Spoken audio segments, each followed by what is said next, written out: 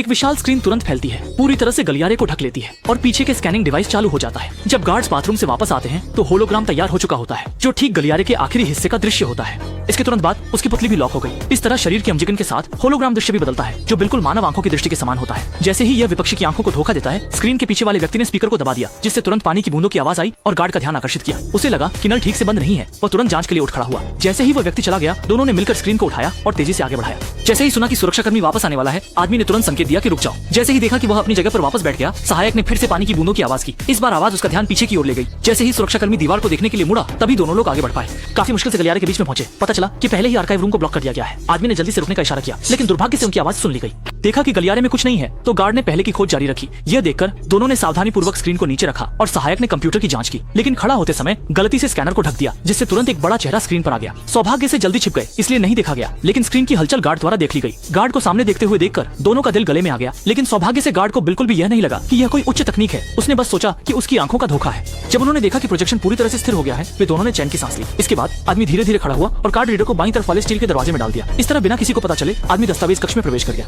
दस्तावेज प्राप्त करने के बाद दोनों तेजी से निकल गए। इस समय पहरेदार पुलिसकर्मी कुछ भी नहीं समझ पाए, जब तक कि नया व्यक्ति ड्यूटी पर नहीं आ गया। आइरिस पहचान के बार-बार बदलने के कारण दोनों ने तब तक गलियारे की असामान्यता पर ध्यान नहीं दिया। जैसे जैसे पुलिसकर्मियों की संख्या बढ़ती गई, सामने का गलियारा लगातार हिलने लगा। जब वे आगे बढ़े, तब उन्हें पता चला कि उन्हें एक कागज ने मूर्ख बना दिया था।